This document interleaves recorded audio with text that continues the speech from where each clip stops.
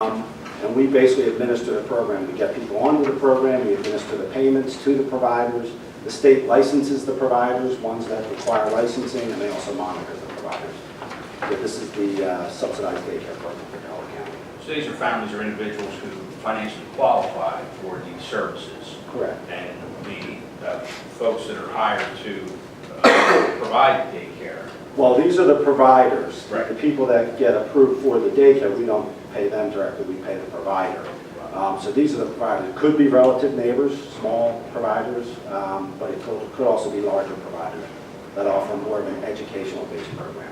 So we bring them on and sign a contract with them at the outset, and do we have an option to terminate the contract at any time? Well, typically what happens is there's a state contract that they sign that's required by the state for them to sign.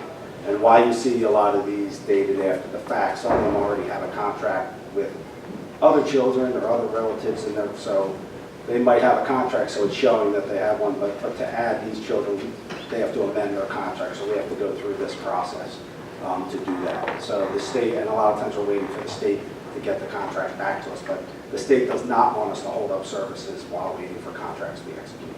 So our client is the family, and the Correct. family is choosing one of these Correct. daycare providers. Correct. So we have to have a contract with the daycare provider in order to be able to pay them, because so this is based on the family's choice. Correct. And then we will contract with that provider. Correct. And just give everybody an idea, what's the total amount of money that flows through the Child Care Information Services? It's close to $40 million for the subsidized daycare program. And we were just, it isn't official yet, but we were just notified that we're going to be receiving a new 3-year grant effective 7/1/18. So we're working through that as well. Are there any questions or discussions on the two standalone and then the CCIS contracts for Mr. Docker? All right, hearing none, we'll move on to items number 12 and 13 are public relations items. First, we'll have a resolution celebrating 101st anniversary of our Girl Scout cookie sales. And Mr. Zidek is going to be our council spokesperson on that. And number 13 will be an announcement for a reminder for all dog owners to get their 2018 dog licenses. And Mr. Mad will be our spokesperson on that. Mr. Chairman, I also, with regard to the committee that you asked Councilwoman Barone and myself to work on with regard to the way in which our meetings are run, holidays, schedules. As I think you know, we are prepared to report back to the council. Can we add that to the agenda for tomorrow's meeting? Yes, I guess we can perhaps add that on prior to the public relations agendas. Yes, we talked about it, and I expected that you, Ms. Morone, will present that tomorrow. So if we Mr. want- Chairman, I was suggesting later on in the meeting when we got to public comment that we could do that. I'm not quite sure what it had to do with dog licenses, but certainly in conducting the meeting in a sense of order, I was waiting till we got to the council comment to request that we address this. Right. So would there be any objection to adding an agenda item there in? Mr. Chairman, we are ready to report this to council, and I feel that tomorrow we will be well prepared to present that. Okay, so, I would also suggest that we present that in collaboration and partnership and, follow through on the cohesiveness of that recommendation. that's an excellent suggestion. So Ms. Coogan, can we add a new item after 11, and it would be report from our meetings committee? Yes. Item number 14 is the request by our controller's office for the payment of current bills. So that bill list has been run. I know it's available for a member of council to take a look at. Our solicitor's report, Mr. Madden. Mr. Chairman, this week I'm requesting council's authorization to file one consent to adoption. Ms. Coogan has placed the paperwork over in council's chambers.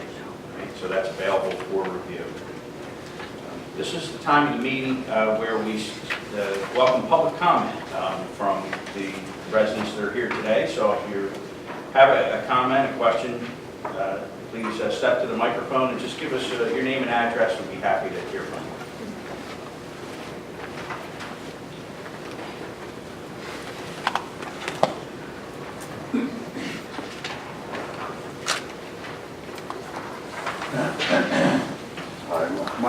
George Alexander. I live here in Media, 437 East Franklin.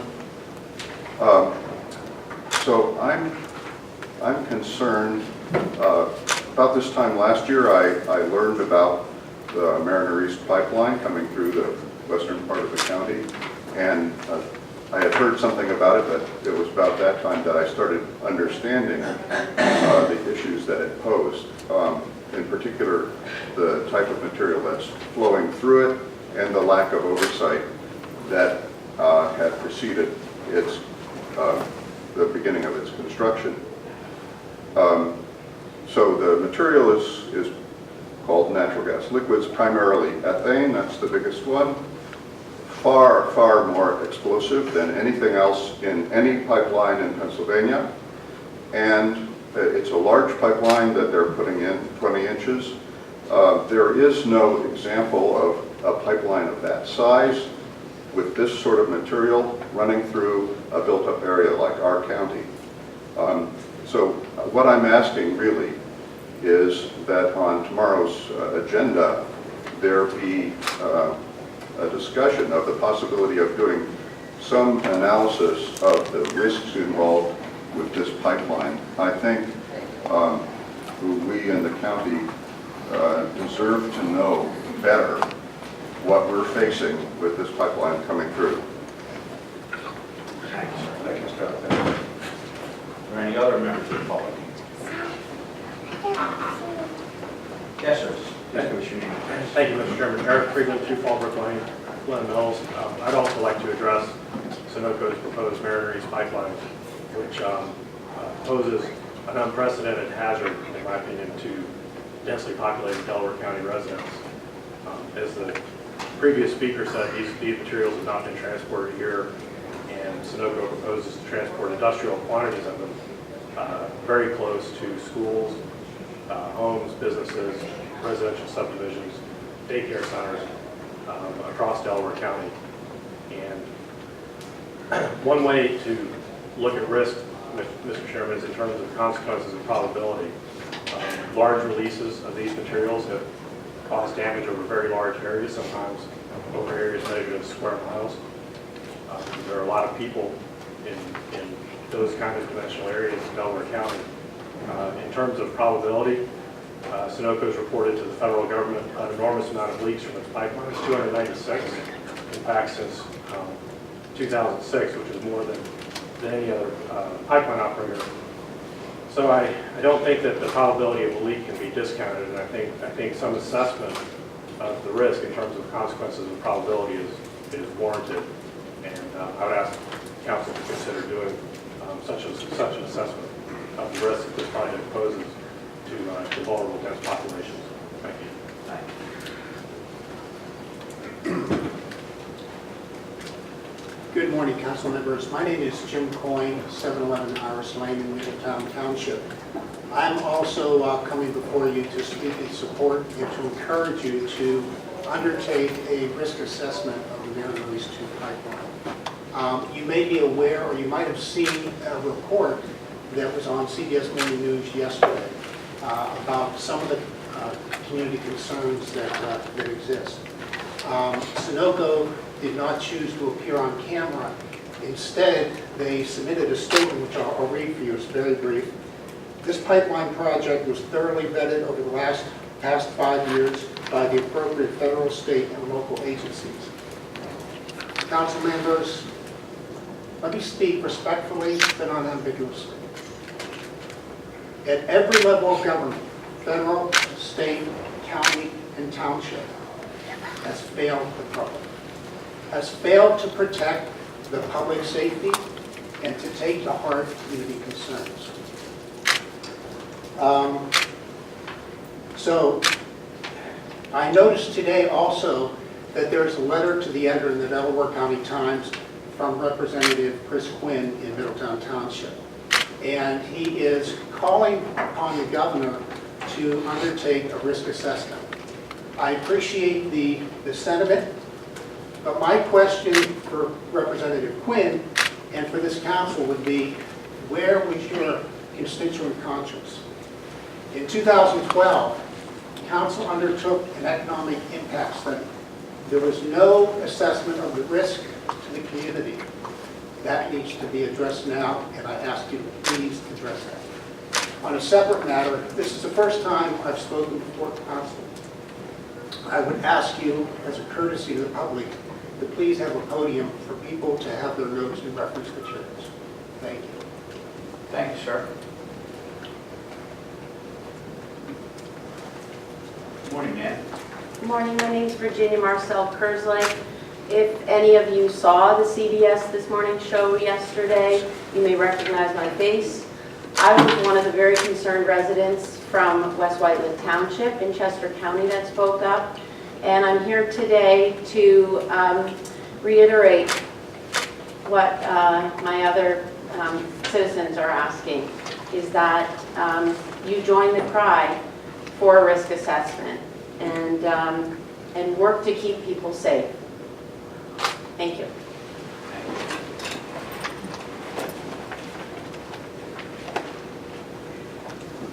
Hi, I'm Lauren McKinney. I live at 411 South Chester Road in Swarthmore. I happen to be on Borough Council, but I'm coming today more as a mom. Citizens of Swarthmore have been really concerned about the pipeline for a long time, more than a year, and we're not even especially close to it. Borough Council passed a resolution asking for more public comment on the pipeline a year ago. I'm very concerned, as all the other people have said, about the volatility of these compressed gases. And I feel like it's been really rushed through, and I would really appreciate if you as Delaware County Council, as the local governing body, would ask for an assessment that's completely independent of Sunoco's scientists. I'm sure they have good scientists, but they work for Sunoco. So thank you very much for this. Good morning, Nan. Hi. Sorry, I've lost my voice. We've been talking about this issue for 18 months. I thought it was for cheering for the Eagles. No. Okay. My name is Eve Miari. I live at 407 Meeting House Lane in Media. I actually live 3 miles from the pipeline, so according to the studies that we've done so far, I'm outside the blast zone and outside the evacuation zone, but I'm still terribly concerned about this pipeline. I'm in the vicinity of the pipeline all the time. When I take my children to Lindilla, we play on the playground. They're in the blast zone of the pipeline, should it be built and operational. Anytime we go to Wolf's Apple House or the library, or just crossing over or driving up 352 to visit friends, all the time we're there, and we always will be there as long as it's in our community. So this is not just a concern for people who have the pipeline going through their backyard. It's not in my backyard, but it's in our community, and it's a great concern for public safety. I just want to talk for a minute about sort of the regulatory whole here, of like who's responsible for the public safety, who's responsible for doing this risk assessment. You have a letter from Chris Quinn asking the governor to do it. I've sat next to the governor. He's not going to do it. Pitch the ball to the PUC, okay? We have the... I'm sorry, pitch the ball to... To the Public Utilities Commission. Oh, PUC. We have the Public Utilities Commission in sworn testimony saying that public safety is not jurisdictional to them with regard to the siting of the pipeline. You have Senator Killian has written a letter to the governor stating that the DEP should do the risk assessment. I sat with Secretary McDonnell of the Department of Environmental Protection. They're not going to do the risk assessment. It's not jurisdictional to the Department of Environmental Protection to look at public safety. So we have a huge regulatory gap here where no one at the federal or state level is looking out for the safety of residents, and you have an out-of-state corporation basically putting their pipeline through that regulatory hole and leaving all of us at risk. So that's why residents are here today. We have literally gone everywhere else, and it is non-jurisdictional to everybody, is what we're being told. And so we really feel that the health, safety, and welfare of the residents of Delaware County is jurisdictional to the county council, and we ask you to do your due diligence to ensure that the residents are protected. We need a risk assessment. We need something that's independent, that's unbiased, and that's publicly available so that we understand if the quote-unquote benefit of this project is really outweighs the risk, or if the risk to health and safety is so great that there just is no benefit that can justify it. Thank you. Could I ask you a question before you leave the podium, or if there were a podium? You stated that the DEP, the PUC, Governor Wolf have all essentially said it's not their jurisdiction. Essentially.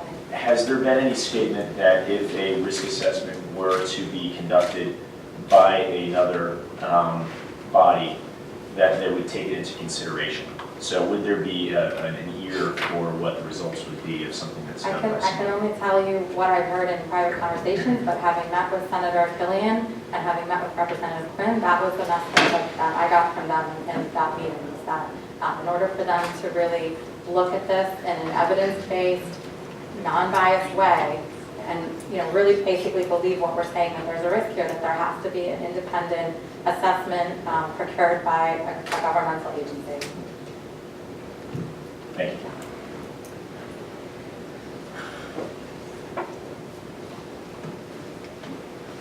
Good morning, my name is Caroline Hughes. I was born and raised in Delaware County, but I am currently a Chester County resident. However, my mother, my sister and her young children, and my great aunt, who is 95 and lives in the United States, remain lifelong Delaware County residents. We'll be flexible and let you know. Thank you, thank you. I have children who attend school in one of the 40 schools that are within the blast zone of this pipeline. My sister's children will do the same. My mother, sister, and great aunt all live within the evacuation zone in Delaware County. And there are several daycares, nursing homes, retirement facilities, people with limited mobility who cannot reasonably evacuate. The industry evacuation recommendation is to evacuate by foot 1/2 mile upwind. That is impossible for many Delaware and Chester County residents. And the densely populated area of both Delaware and Chester County really makes us at unique risk for this pipeline and the likelihood of an evacuation at least being needed if there's a suspected leak or an actual leak, as Mariner 1 has leaked 3 times within the past year, is something that is of serious concern. The emergency planning alone for this pipeline is a nightmare. These pipelines, plural, 3 of them, carrying very highly volatile substances. And people are still largely uninformed about what the risks are, about what to do, about the fact that using a cell phone or getting in a car in the case of an emergency is an ignition source and puts us at risk further. And so I'm also asking for a comprehensive risk assessment to be done so that we know exactly what we're dealing with, exactly who's in the blast zone, who's in the evacuation zone, and what to do for properly emergency management planning. I'm also doubly concerned for our Chester residents and for our Marcus Hook residents who will live near this processing and storage facility, who will then put them on these highly volatile substances on ships and ship them overseas for plastics production. And so when any new risk is brought to our area, looking at the risk versus reward to what it brings to our area is a valid question for residents to ask. And it's proper to also look at the economic downside of this project to our properties, to our area, and really look at it in an objective way. Not a study paid for by the company, something that is done that promotes and has the residents of Chester and Delaware County in mind. So thank you for allowing me to speak. Thank you very much, Ms. Hughes.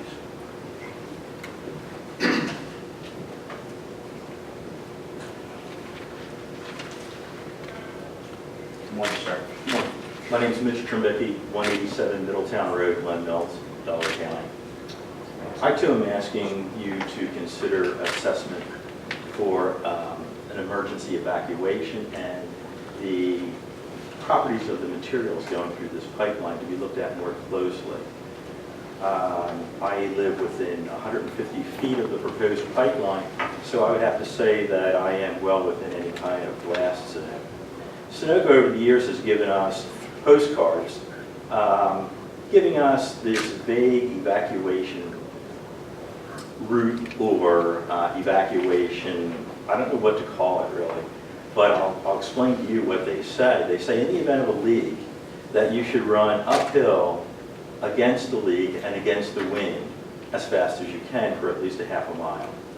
Well, considering the proposed substance, the main substance, ethane, has no smell, color, how will we even tell that there is a leak, let alone which way the wind is blowing and how to run? A risk assessment, I think, is a great necessity for this pipeline. I have encountered already, several times have been in contact with the DEP and the Delaware County Conservation District regarding the poor construction, best management practices that Sunoco has already been using to install this pipe. The techniques that they are using will certainly cause long-term degradation to our environment in the future, as well as the possibility of severe damage to property value. So I respectfully ask that you consider looking at this very carefully. Thank you very much. Thank you, sir.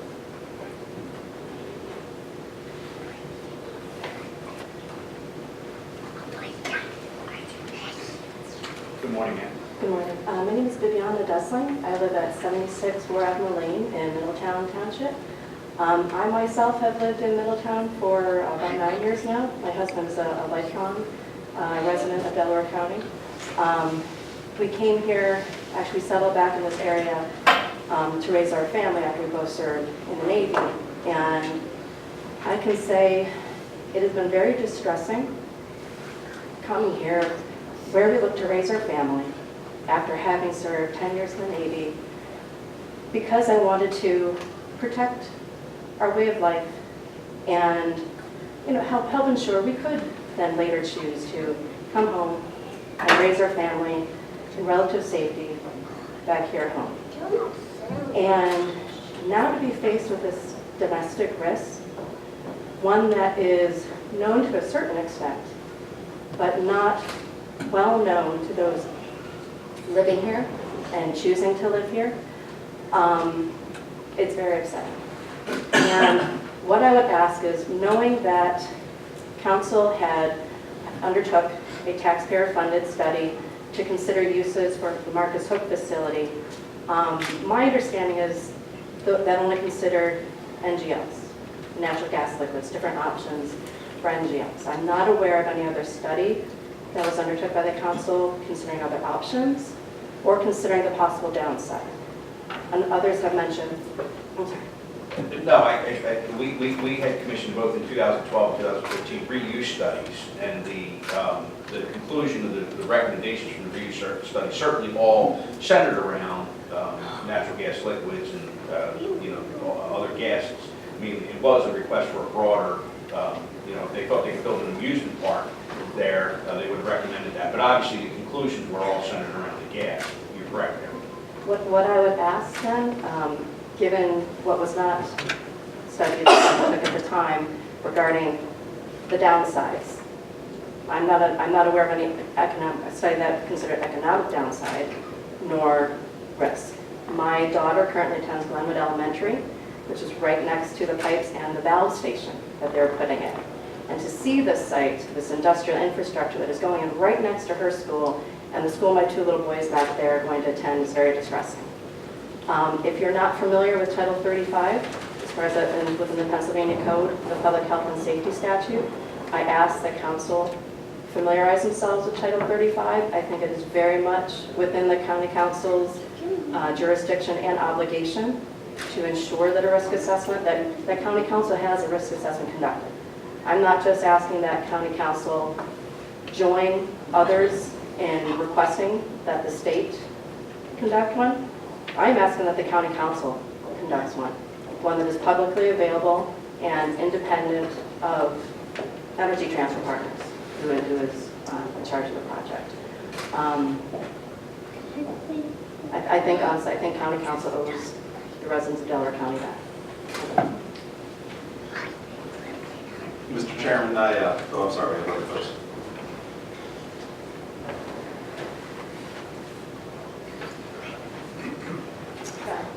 My name is Laura Snyder. I'm from the Edgemont Township, and I'm here to ask for the risk assessment as well.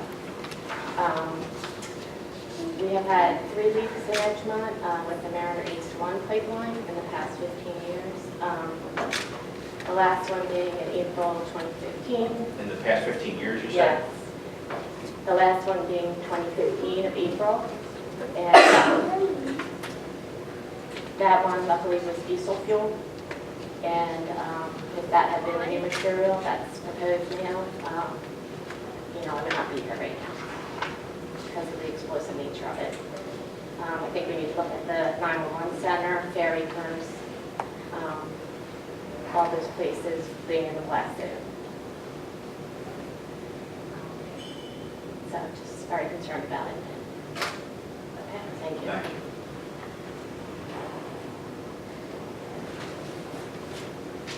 Welcome, ma'am. My name's Melissa DiBernardino. I grew up in Delaware County. I live in Chester County now. I don't think there's too much to add to what everybody said. You've done a phenomenal job explaining it, except for, I just want to add that I think we're at the point now that it's painfully obvious that Sunoco did not do even the research they needed to before they started the project, hence over 100 spills with the HGV drilling and stuff. And that would make me believe that they did not do the appropriate homework or research to look out for our safety. And I think it's absolutely imperative. Thank you. Any other further public comment? All right, I know probably other members of council might have some comments. Let me start off by saying thanks everyone for coming. It certainly is an important issue, and we've seen more attention be paid to it over these last several months, especially as things occur when the permit that was issued by DEP to Sunoco is suspended. I did have a chance to, I read that order. In one way, it's, the incidences that led to the suspension did not occur in Delaware County, they occurred in other counties, but nonetheless the same concerns are present. We very much appreciate the speakers who spoke about jurisdictional issues, where yes, the DEP is the entity that issues permits. Typically, for a construction project, our conservation district may have the opportunity to issue permits, but here, DEP issued permits in, I believe, 17 different counties by DEP that sort of overtook what the conservation district would do.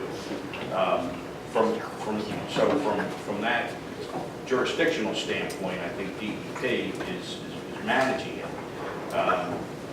The calls for doing a risk assessment, I can tell you that our emergency services department coordinates emergency management functions with all of our municipalities. Under Pennsylvania laws, the municipalities have primary jurisdiction to make sure that proper emergency services are in place for their residents, whether that be police, fire, ambulance services, and also things like this. But we certainly help coordinate that. Our emergency services department have been involved with our local emergency responders to address many of the issues that you're talking about in terms of response to any emergency situation, both during construction and after any installation of the pipeline. That all being said, I certainly support the idea that through our emergency services department, we can do more. We can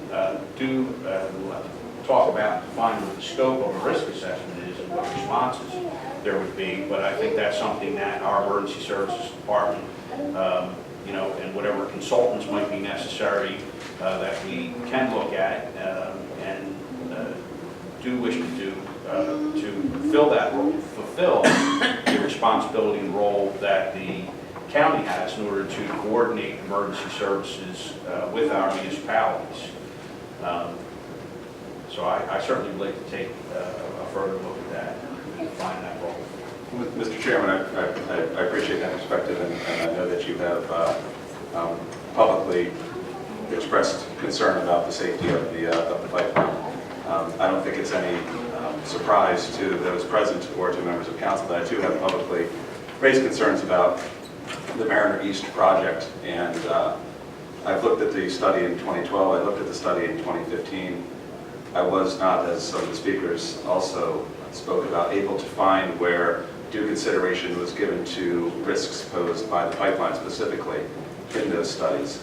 And I think it's high time that Delaware County itself conduct a risk assessment study. We do have the authority to do so pursuant to the charter, and I would make a motion that, and I don't know how to word the motion, I'll look for guidance from the rest of council, but something along the lines of authorizing to advertise for bids to conduct a risk assessment study for the Manor East project throughout Delaware County. And I'd make a motion, I'd like to add that to tomorrow's agenda as well. Well, and when we talk about that, I just want to find out more about the scope. I'm not opposed to doing something. I want to find out what that is before we, we've gone through a lot of questions when we talk to our department heads about what's involved, with it. Like I said, I think that's something that we have, all talked about in different forms or, different levels, but what exactly, I'd like to define it a little bit further. That's my suggestion. Mr. Chairman, if I could add a few comments here, I certainly echo Mr. Zidek's concerns. I have expressed this in the past. I think, at the very least, I think it's morally incumbent upon us to discuss, as you said, how, and there is a real degree of urgency to this, what the right assessment should be done, how it should be done, who does it. These are all important questions. I don't have answers for right now, but I think it's certainly something that needs to be discussed, in the meeting. So I'd certainly echo Brian's request that this be on the agenda for tomorrow. Mr. Chairman, if I may suggest a technique that was used last week in our meeting to gather additional information, to table this for 1 week and put this on our agenda for next week.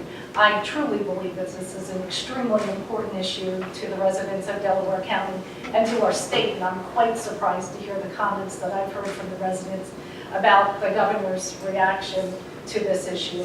I believe it's very important for us to look at. I believe we've got some work to find out how we do this properly, to put it on as an agenda item. I would suggest that we gather that information and we consider this on next week's agenda. Mr. Chairman, is there some sort of a intermediate step? I mean, I'm conscious of the way meetings currently occur, and this is not an on-the-record meeting. So I think, and again, I look to your guidance on exactly how to put this on the agenda and what the wording should be, but something that's done in a public forum to explore exactly what we would be putting out to bid. So I'd like for it to be discussed on record tomorrow. You're free to discuss it on the record tomorrow. Maybe we can use the same technique that I hope that we've employed so far this year. Is perhaps, I know Mr. Zidek has been very much interested in this issue. Maybe what we can do is have a committee, a public safety committee, where have Mr. Zidek and perhaps myself, because I think I've spent a lot of time looking at this issue, where we can take a look and come back to council with a report or recommendation in a very short period of time, somewhat like we've done with the meetings committee, where we can sort of flush out exactly what it is that we're talking about and have a greater understanding.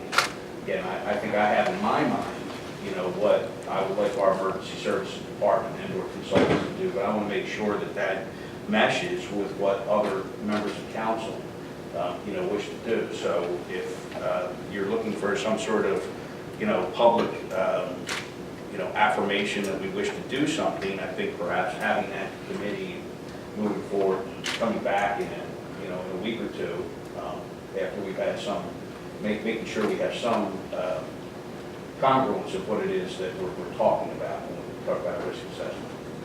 But I mean, I've seen risk assessment that was done for a Chester County municipality, towards it, and I'm certain, obviously, that was not sufficient, or otherwise people wouldn't be here, So, I'd like the opportunity to know, if you're asking me to vote on something, what is it that I'm voting on?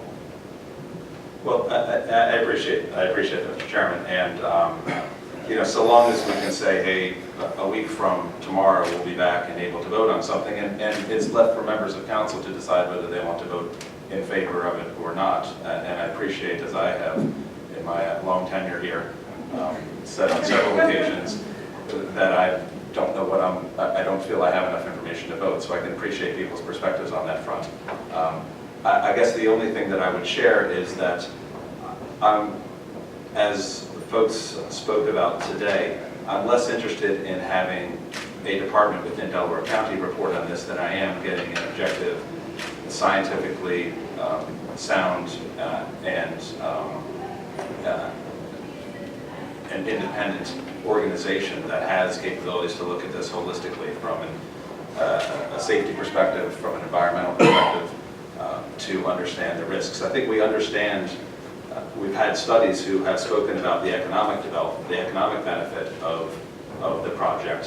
What's been missing is a study showing what the downside is. So in my business, we look at costs, we look at benefits, and if the benefits outweigh the costs, well, that helps to inform our decisions. Here, we've taken a look at the benefits, but not really looked at the costs, and I think it's high time that we do so. That's a long way of saying I'm happy to serve on a committee and report back to council next week on what our findings are, make a recommendation for, provided we can come to a conclusion together as to how to best move forward in this important issue. Well, and like I said, I think that's to gain a better understanding. That's what I would like to do. I hope we can come back in short order and take a look at it. Like I said, it really all depends what it is. We're certainly, any member of council certainly is able to make a motion. And, decide if you're not happy with whatever the pace is, or you can't agree on whatever the scope needs to be done, any member of council is free to, bring up a matter. Mr. Chairman, I think with this one, there's a particular urgency here. And so I appreciate your suggestion for committee. I think that's the right approach. If I could add to that what you'd be putting out, as Mr. Zidek suggested, we don't need to agree that after